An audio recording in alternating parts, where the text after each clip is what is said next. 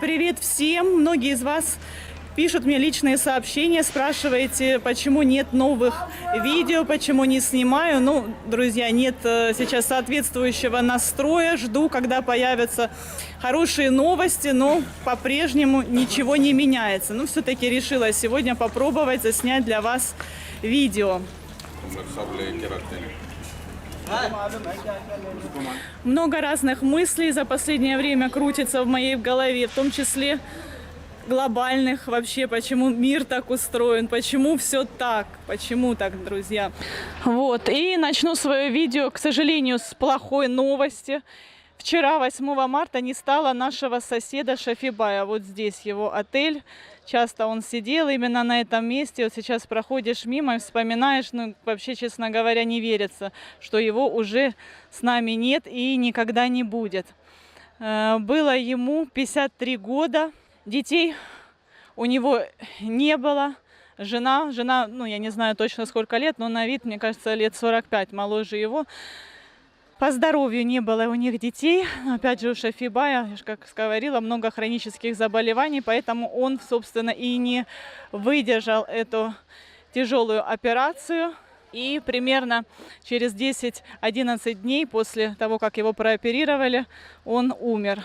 Вот. А сегодня, 9 марта, мы всей семьей собрались ехать в магазин. Да, ну и по поводу жены Шафибая, скорее всего, она будет жить с родственниками своего покойного мужа.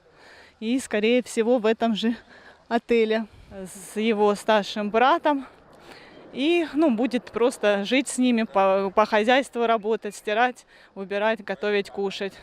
Сегодня мы едем в город, ближайший к нам, Карчет, за едой. Ну, видите, с нами едет Хусен, вон они побежали вместе с Артуром на перегонке, потому что надо будет много чего купить для отеля. Запасы сделать, пополнить. Вообще мы планировали вчера эту поездку, и после того, как все купить, хотели посидеть где-то в кафе по случаю 8 марта. Но вчера умер наш сосед, ну и, соответственно, естественно, не до 8 марта было, и так не до праздников, ну и плюс еще такое вот очень печальное событие вчера произошло. Естественно, мы были на похоронах. Вот, ну все, постараюсь дальше в более позитивном ключе общаться с вами, ну это действительно важно. Да, друзья, положительный настрой сейчас необходим многим и жизненно необходим, просто как глоток воды.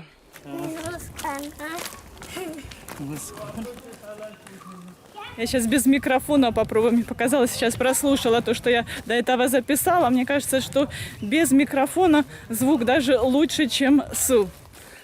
Вот, вы видите, Насим тоже подскочил к нам, тоже с нами поедет, потому что действительно покупок надо много. Но у нас, кстати, тоже есть некоторое подорожание, так что то, что происходит сейчас в Украине, коснулось абсолютно всего мира, я думаю.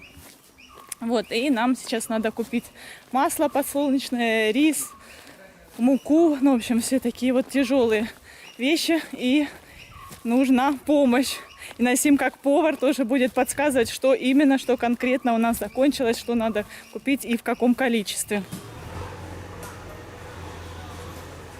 Вы видите, какие полосатенькие сегодня мои мужчины. Мне напоминает фильм, да, помните, как красиво плывут те в полосатых купальниках. Так вот, сейчас мы оседлаем своего железного коня, а вы тем временем посмотрите сюжет о том, как Артур занимается конным спортом. Но он уже целый месяц занимается, я просто в последнее время не снимаю видео. Он сейчас уже скачет, лихо скачет, очень-очень лихо, постараюсь снять в ближайшее время. А вот прямо сейчас посмотрите, пожалуйста, старый сюжет. Так, Артур, расскажи, пожалуйста, нашим зрителям, куда это ты такой красивый собрался, а? На верховую езду. Да, мои дорогие, все-таки Артур у нас уже берет уроки верховой езды. Как вы помните, мы уже давно собирались, но то инструктор был занят, то экипировку не могли подобрать, не могли найти. Но вот, слава богу, уже все у него есть. И уже сегодня у нас, по-моему, 5-й урок.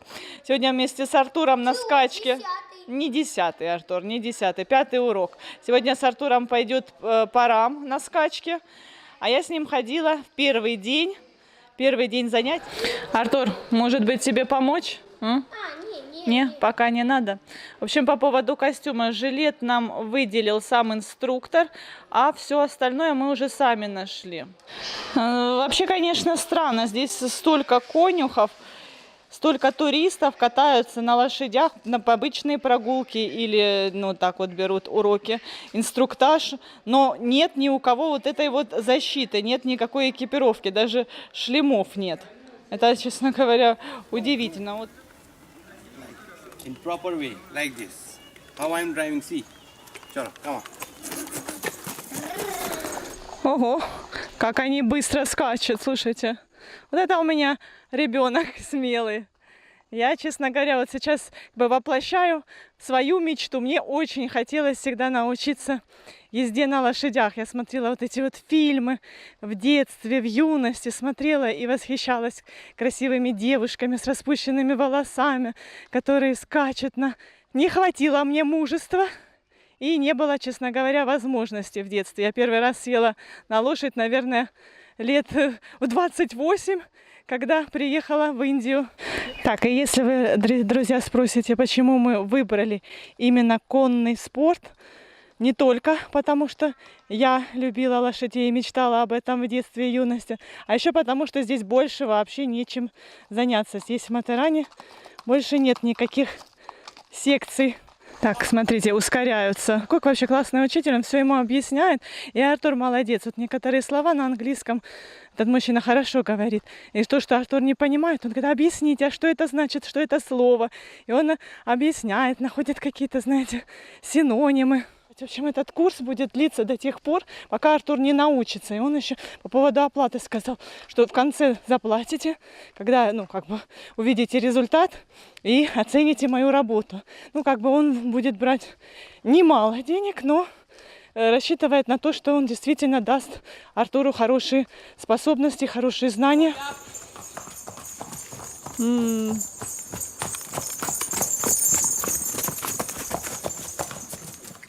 Yeah. Don't lift your finger. Don't lift your finger like this. Keep it like this, okay? If you keep your finger up, then he can bite you like this. Understand? Я люблю эту лошадку. Нам учитель сказал, что надо чуть-чуть пройтись, то есть пол занятия у нас прошло, и вот такой вот перерыв. Разделся, Артур снял с себя всю свою экипировку и говорит: пройдитесь, чтобы не было потом на следующий день, ну, крепатуры, да, правильно это называется. Ну, в общем, чтобы мышцы не болели, нужно вот сейчас немножечко их размять, как бы. Вот, и Артуру сейчас говорю: Артур, давай расскажи о своих впечатлениях на камеру. Говорит: нам некогда, давай уже быстрее пройдемся, что он там хотел пройтись, и я опять хочу сесть на лошадь. То есть ему так понравилось, он не хочет терять ни минуты этого урока. Ого, вот это да! Вот это... Нифига себе. Так, а ну, Артур, повертись, покрутись. Я хочу зрителям показать еще, какая классная футболка. Видите, на футболке изображен просад Савант. Это тоже Артуру подарили на матч, чтобы он пришел в этой футболке.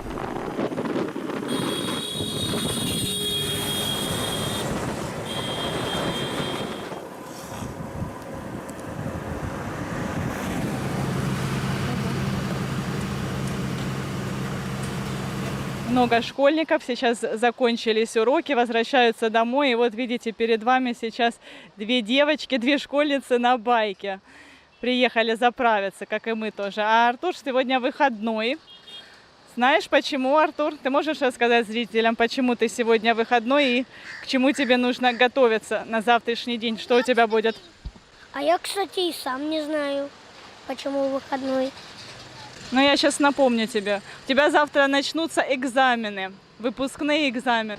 10 дней будут они длиться, потом будут короткие каникулы, примерно неделю. И Артур пойдет у нас во 2 класс.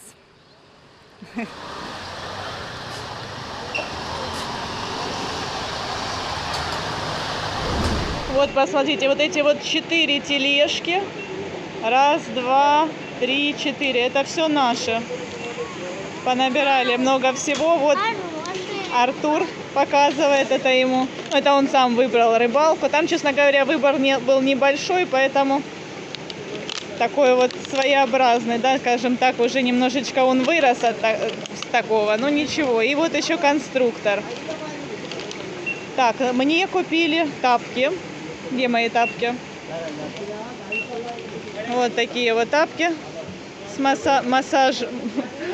Вот папа себе, да, там купил антипреспирант, ну, мыло, так, ну, остальное все еда, то есть, как бы, тут похвастаться особо нечем.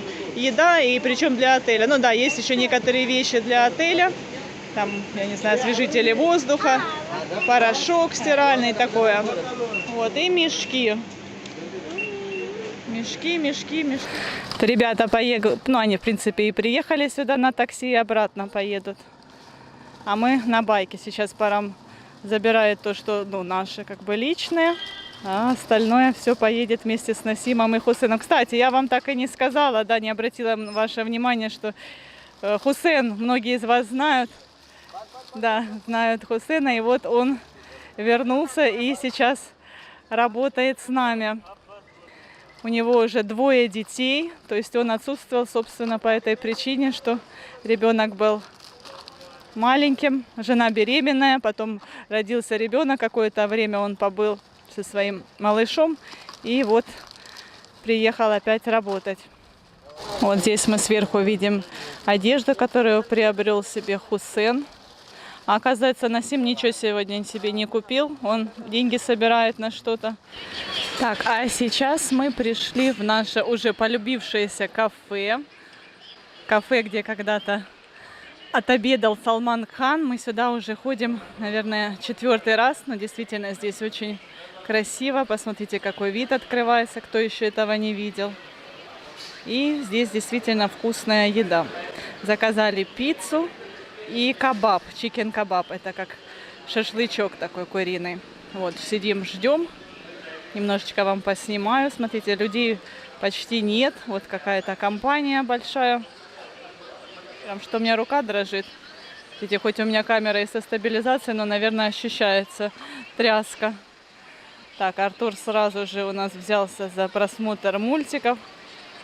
Да, еще решила уточнить один момент такой. Я вам в прошлом видео порекомендовала смотреть блогеров, которые сейчас снимают про ситуацию в Харькове, так как вы меня постоянно спрашиваете, ну как я могу об этом рассказывать, лучше один раз, как говорится, увидеть, чем 100 раз услышать. И, естественно, я тоже их смотрю, подписалась уже на многих.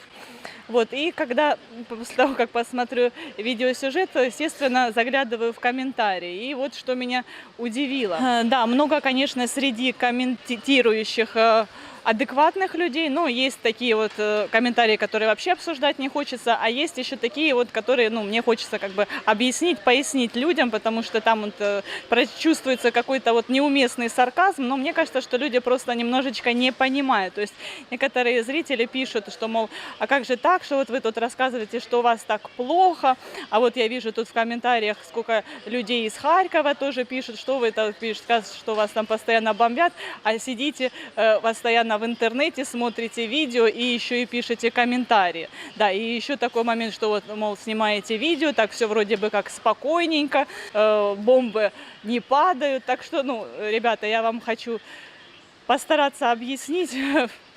Так вот, я напоминаю вам, что сейчас у нас 21 век. Век интернета, и война у нас тоже с интернетом. К сожалению, других существенных отличий нет, скажем так, с тем, как это происходило в 20 веке. И, соответственно, люди сейчас не работают, не учатся в школе, не ходят в университеты. У людей, естественно, много свободного времени, у них нет возможности, нет у многих даже из чего готовить, есть, нет потребности стирать, потому что в основном все сейчас в одежде находятся верхних, кто сидит дома, чтобы успеть вовремя убежать, спрятаться в подвале. Ну и, соответственно, в это свободное время люди сидят и смотрят что показывают на Ютубе и так далее, в новостях и так далее. Ну и, соответственно, люди, которые снимают, блогеры, естественно, они выходят на улицу только в те моменты, когда бомбежка прекращается. И в те моменты они снимают видео. Что в основном все эти блогеры, которых вы видите на Ютубе из Харькова, это не какие-то там военные журналисты, обученные люди, а обычные мирные граждане. Вот принесли наш заказ, это чикен кебаб и вот пицца. Пицца, смотрите, здесь овощи и креветки. Ну, выглядит достаточно аппетитно, будем есть. Дождь пошел, представляете? Дождь пошел в такое время года, это большая редкость. И я знаете, решила, что это хороший знак. И давайте сейчас на этой оптимистической ноте будем прощаться. Будем надеяться, что наконец-то черная полоса закончится. И как положено, после черной полосы начнется белая. Все, всех люблю, целую, до свидания, до новых встреч. Но я не знаю когда, как скоро. Скорее всего, поставим старые видео. Уже готовые, они уже смонтированы, есть видео, просто там надо добавить приветствие и выгрузить в интернет. Все, до свидания, пока.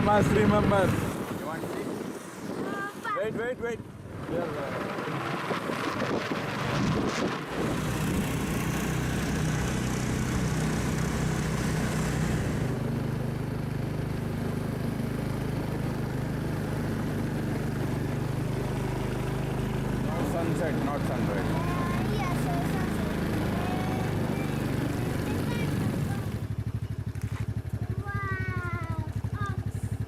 Come here.